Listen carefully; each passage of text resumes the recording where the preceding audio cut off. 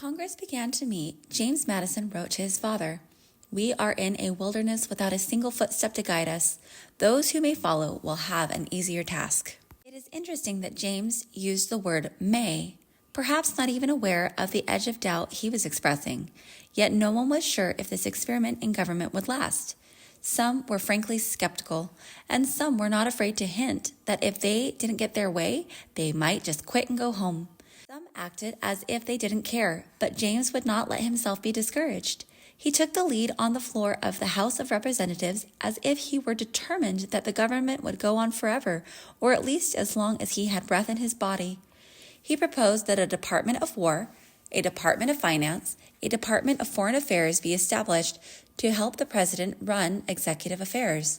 He set in motion an act that established a national court system. He had no trouble in carrying these measures, but when he asked for unanimous approval of a Bill of Rights, it was as if he had suddenly bumped into a hornet's nest. This was the bill which people had been crying for, yet here they were abuzz with objections. What was the hurry, some asked? There were more important things to do. Let the Constitution alone. There had been enough trouble about it. Why bother with what a South Carolina representative called milk and water amendments? A few who had still not given up hope for a second constitutional convention plotted for a way to go back and begin over again. And here was James Madison, who at first thought a Bill of Rights unnecessary, arguing in its favor. Why? He was just keeping a promise. People who had been promised a Bill of Rights at the ratifying conventions must not be disappointed. Actually, Madison had become convinced that a Bill of Rights was a good idea, not only because it would make people feel safer, but because it would help the courts. If certain basic rights were specifically guaranteed, such as freedom of the press, freedom of speech, freedom of religion, the courts would find it easier to protect minorities when they were oppressed by larger, more powerful groups. Week after week they argued, but the biggest obstacle turned out to be the clause on freedom of religion. No religion shall be established by law, nor shall the equal rights of conscience be infringed. That sounded too drastic, the representative said. Did that mean that states had no say? Worse still, didn't this discourage religion altogether? No, Madison explained. It only meant that no laws could force a person to worship in any way that went against his conscience. In Madison's own mind, religion should be kept absolutely out of government. Later, he would oppose taxpayers' money being used to pay for any purpose related to religion. No public land should be given to churches. Congressional chaplains should not be paid from government funds. But now he accepted the final wording, which was limited to the laws that the national government might make. Congress shall make no law respecting an establishment of religion or prohibiting the free exercise thereof. Madison had introduced the Bill of Rights on June 8th, but it was not until September 25th that 10 final amendments were ready for the president's signature, and not until December 1791 that they were ratified. But James Madison knew that the real conflicts lay ahead. How were they to raise money to pay their debts? Where would they put their capital? Every time the subject of the capital came up, James Madison's back stiffened. Not on the Susquehanna River, he said.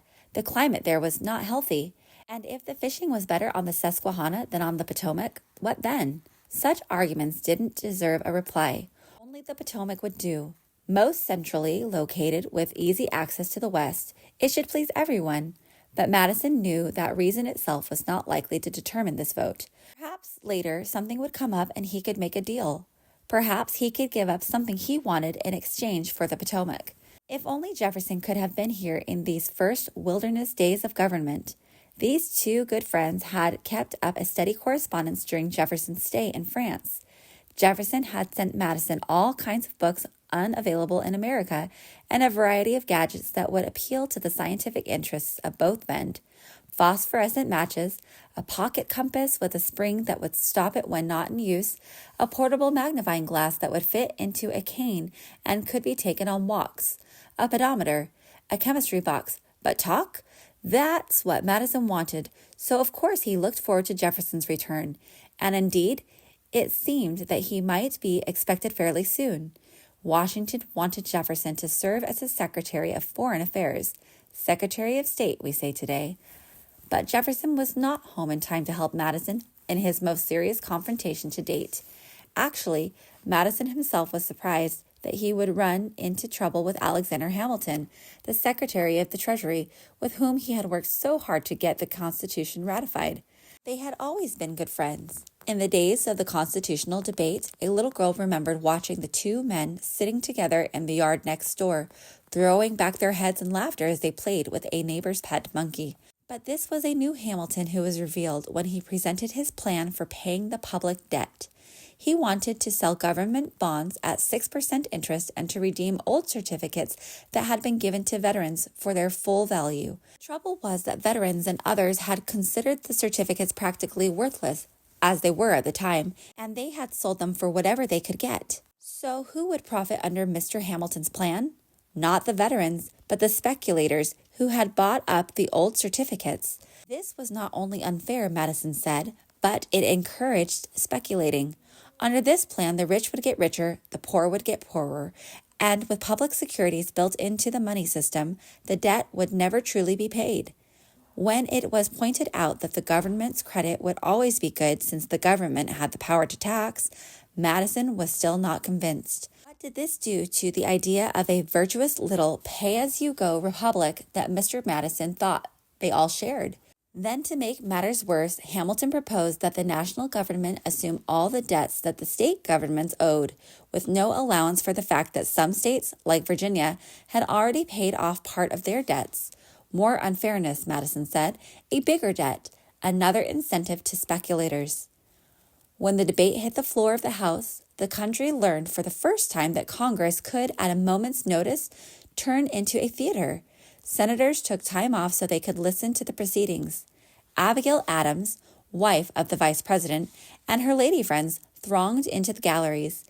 Alexander Hamilton could not argue his case himself because he was not a member of the House. Still, it was clearly a fight between two of the country's leaders, Hamilton's supporters on one side, Madison and his men on the other. Spectators looked forward particularly to the times when Mr. Madison spoke.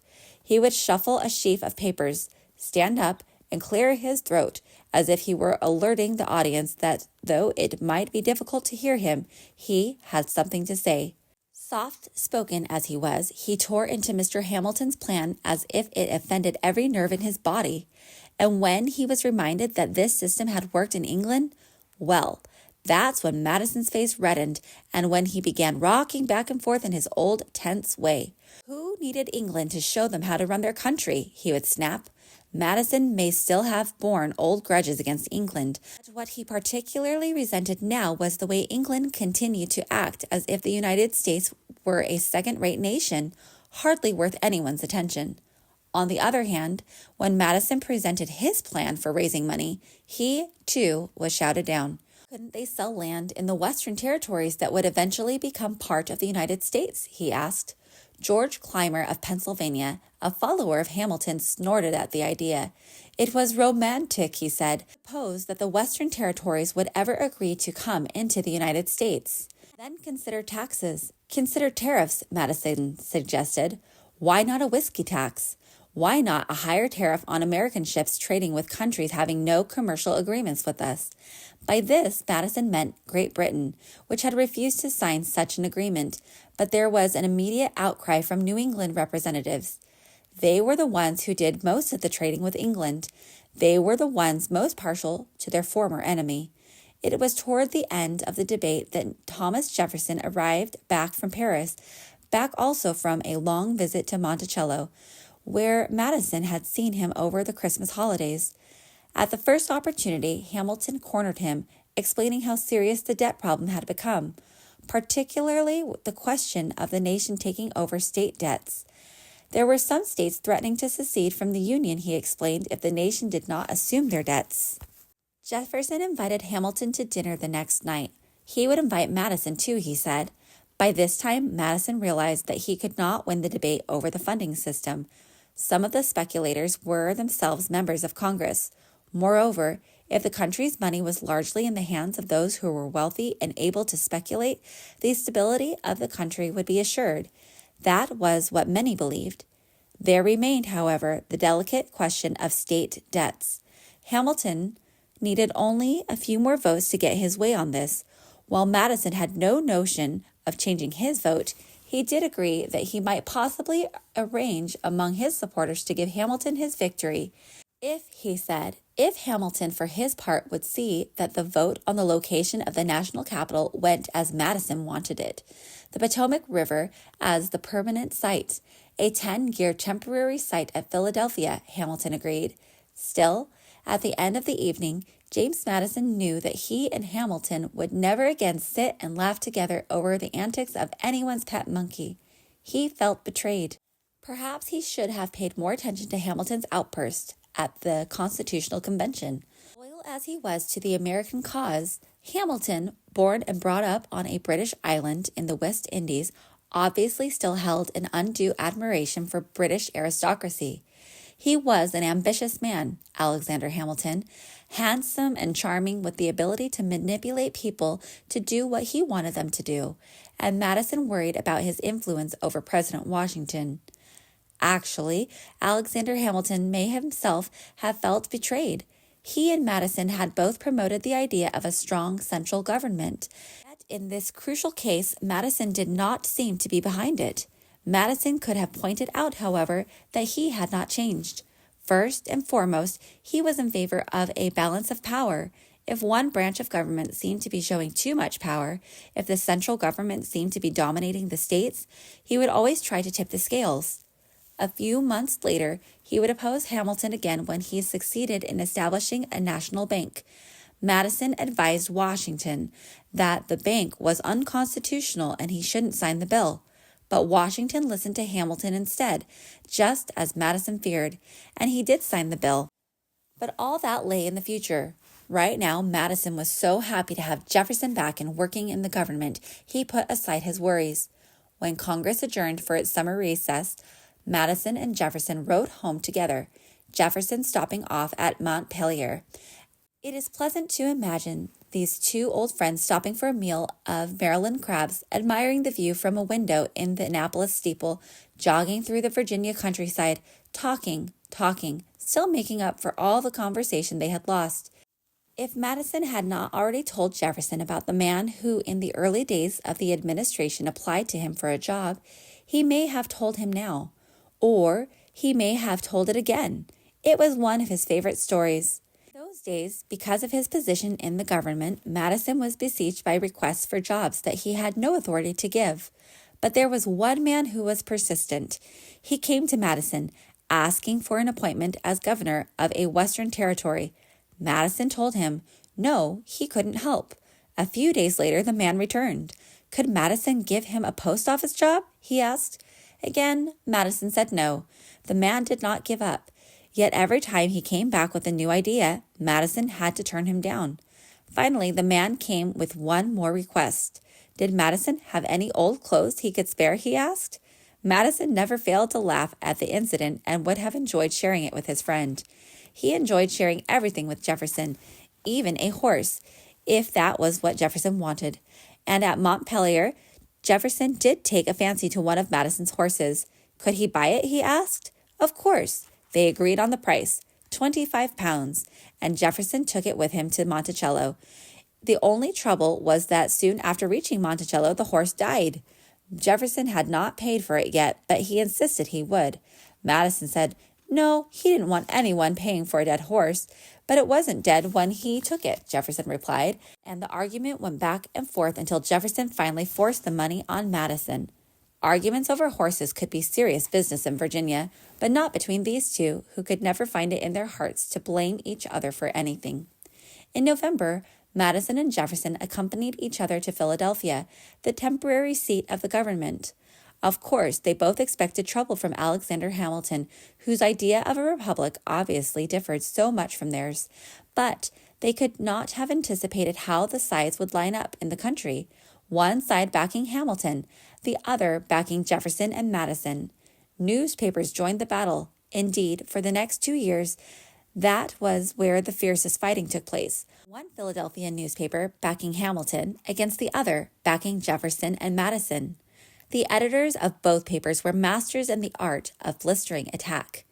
But according to Jefferson and Madison, the editor of Hamilton's paper often resorted to downright lies.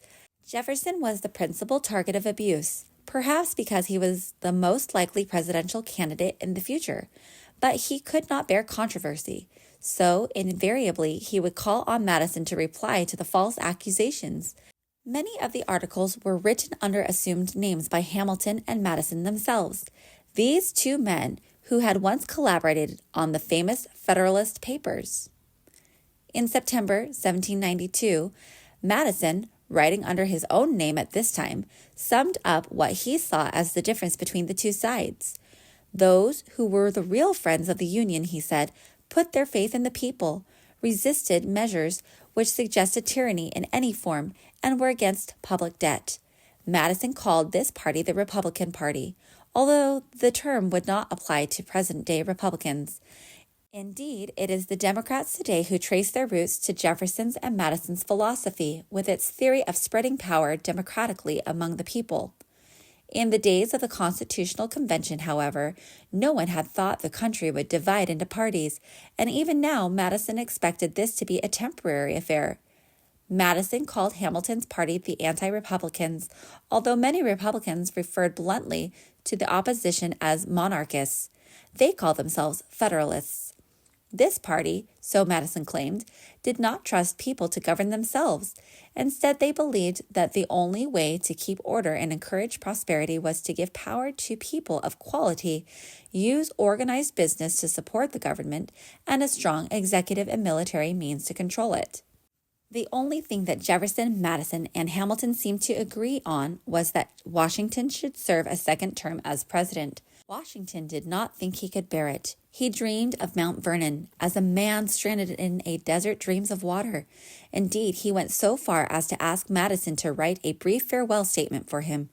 Reluctantly, Madison did, but at the last minute it was Alexander Hamilton who persuaded Washington to change his mind.